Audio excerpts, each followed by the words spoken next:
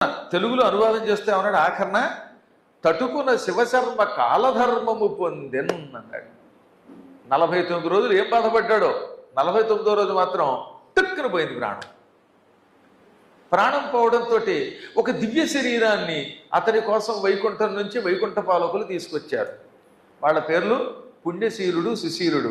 ఒక అందమైన వైకుంఠ విమానం అక్కడికి వచ్చింది. ఆ విమానంలో ఒక మంచి శరీరం ఉన్నది. ఈ ప్రాణం తీసి ఆ శరీరంలో ప్రవేశపెట్టారు. ఇక చూడండి, అతను ఉన్నాడు ఆ సమయంలో ఎంత అందంగా ఉన్నాడో తెలిసిన, బహుశా అంత అందంగా ఉండి ఉంటాడు. వాంచి విష్ణువులే నీలమేఘఛాయ శరీరుడు, 4 చేతులు, శంఖచక్ర గదా పద్మాలు ఉన్న దివ్య శరీరం, భాగవత శరీరం, వైష్ణవ శరీరం. పైగా ఆ వైష్ణవ శరీరం అంతా సుగంధభరితమై ఉంది. ఆ శరీరంలో ప్రవేశపెట్టారు. ఇక విమానం తార్క్ష్యోపలక్షితో యత్ర ధ్వజశ్చాతి సముచ్రత. ఆ విమానం మీద ఒక జెండా ఉంది. ఆ జెండా మీద గరుడ చిహ్నం ఉంది, అంటే గరుడ ధ్వజం. అది జెండా గుడ్డ మీద ఏం చేస్తారు, గరుత్మంతుని యొక్క బొమ్మ ఉంటే దాన్ని గరుడ ధ్వజం అంటారు. ఆ ధ్వజం రెపరెపలాడుతోంది. బాగా ఎత్తుగా రెపరెపలాడుతున్న గరుడ ధ్వజం కలిగిన విమానం అది. ఆ విమానంలో నుంచి పుణ్యశీల సుశీలాభ్యాం గణాభ్యాంచ విరాజితం. పుణ్యశీలుడు, సుశీలుడు అనే 2 మహానుభావులు విమానంలోంచి దిగారు. వాళ్ళు చతుర్భుజులు, శంఖచక్ర గదా పద్మాలు ధరించారు. వాళ్ళ పక్కన ఎంతోమంది వైకుంఠ దూతలు ఉన్నారు. వాళ్ళంతా స్వాగతం నాయన శివశర్మ అని పలికి, ఈ రోజు నుంచి నువ్వు కూడా మా విష్ణు భక్తులలో వైష్ణవ గణంలో ఒకడివి అని అతడికి స్వాగతం పలికారు. గౌరవ సత్కారాలు చేశారు. విమానం ఎక్కించారు. విమానం ఎక్కిన ఆనందం ఈయనకి ఓ పక్కన ముప్పిరి కొంటోంది. అంటే అయ్యో ఎక్కడో దిక్కుమాలిన తావు చచ్చిపోయాను, కుటుంబానికి దూరం అయిపోయాను అనే బాధతో ఉన్నాడు ఇంత పూర్వం. ఇప్పుడు ఈ దివ్య విమానం ఎక్కడం వల్ల, ఈ దివ్య శరీరంలోకి రావడం వల్ల ఎక్కడ లేని సౌఖ్యం కలిగింది. ఈ భూలోక వాసనలన్నీ పోతాయి. ఇక పోతే పోయేయండి. 49 రోజులు పడితే పడ్డాడు, కానీ పెంట వదిలిపోయింది అని.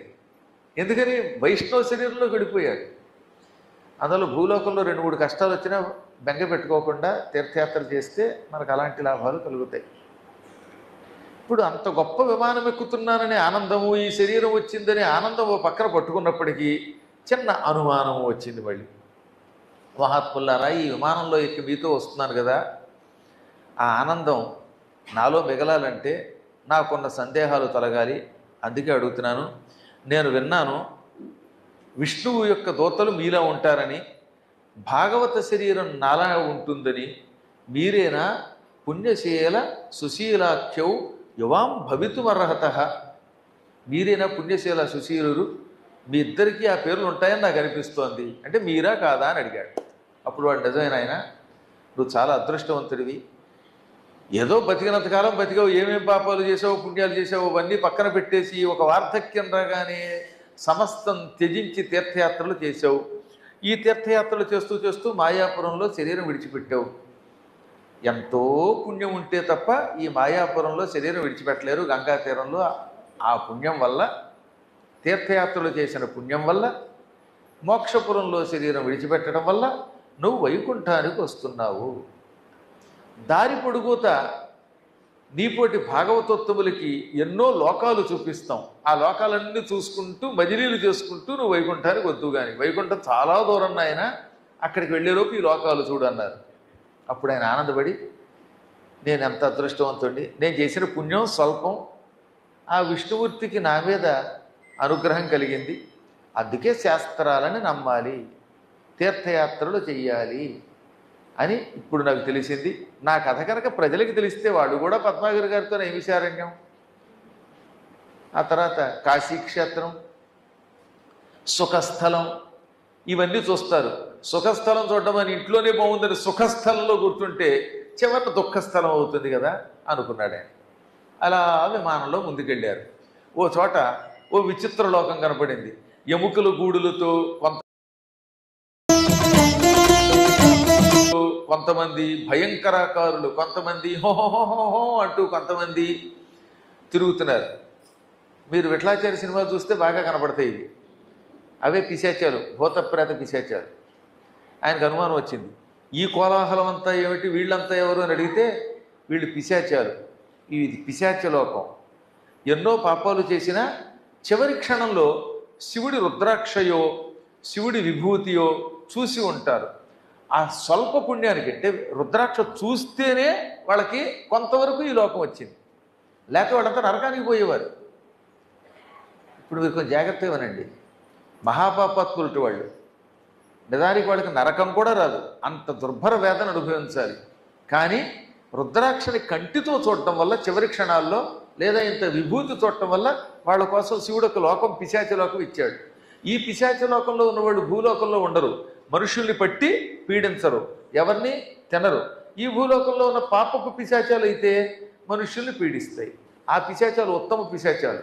అవి కొంతకాలం అక్కడ ఉన్నాక మళ్ళీ భూలోకంలో మానవ జన్మెత్తి ఆ మానవ జన్మలో ఉన్నప్పుడు భగవత్ కథలు విని తరిస్తారు. ఇది పిశాచ లోకం. ఇక్కడ నుంచి ఇంకా ముందుకు వెళ్ళారు వాళ్ళు. అక్కడ కొంతమంది కూర్చుని ఎంతో అందంగా ఉన్నారు. కొందరు వీణ వాయిస్తున్నారు, కొందరు ఢుము ఢుము అని తప్పెళ్ళలు వాయిస్తున్నారు, మద్దెలలు వాయిస్తున్నారు, కొంతమంది మధురంగా గానం చేస్తారు. ఈ లోకం పొందడానికి గల కారణం ద్రవ్యాణ్యపి సుగంధీని కర్పూరాదీన్యనేకశ. సుగంధ ద్రవ్యాలు దానం చేశారు, పౌడర్లు, గంధం చెక్కలు ఇలాంటివి దానం చేసిన పుణ్యాత్ములు ఒకవేళ ఏదైనా పాపం చేసినా నరకానికి పోరట. ఆ పాపాలు పోయి గంధర్వలోకానికి వస్తారు. గంధర్వలోకంలో శివుడి గురించి గానం చేస్తారు. ఆ పుణ్యంతో వచ్చే జన్మలో కాశీ నివాస యోగం కలుగుతుంది. ఆ రకంగా తరిస్తారు. బ్రాహ్మణులకి నమస్కారం చేసిన వారు, శివాలయంలో పాటలు పాడేవారు, తెల్లవారుజామున భజనలు చేసేవారు, ఇటువంటి వాళ్ళందరికీ గంధర్వలోకం గ్యారంటీగా వస్తుంది. మినిమం గంధర్వలోకం. ఏమన్నా నరకం కంటే నయం కాదు.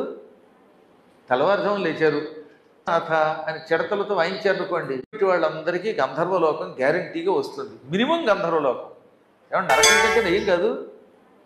తెల్లవారుజామున లేచారు శివశివమూర్తివి గణనాథ అని చిడతలతో వాయించారు అనుకోండి, ఆ పుణ్యం వల్ల అంటారు.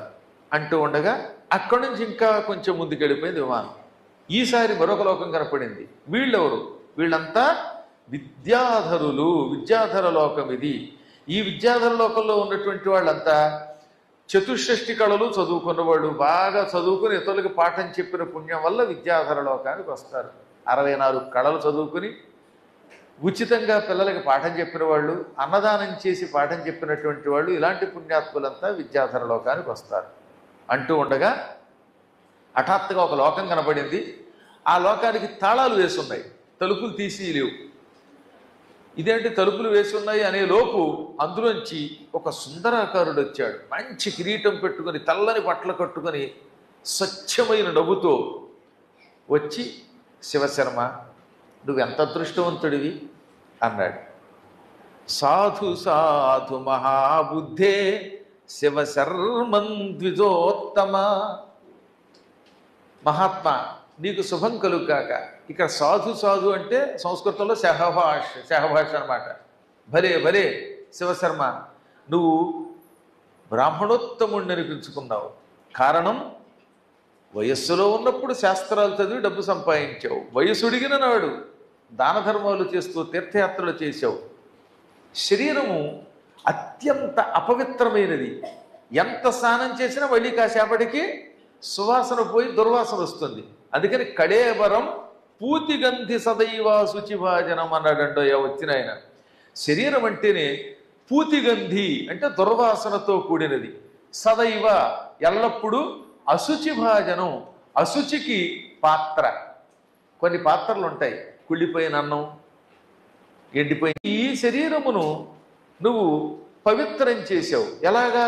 తీర్థయాత్రలు చేసి, ఆ తీర్థయాత్రల్లో స్నానాలు చేసి, దాన ధర్మాలు చేసి, దేవాలయాలు దర్శించి, మహాత్ములతో కలిసి పురాణములు విని అత్యంత అపవిత్రమైన శరీరాన్ని అత్యంత పవిత్రంగా మార్చుకోగలిగావు. నాయనా నీవు ఎంత అదృష్టవంతుడివిరా.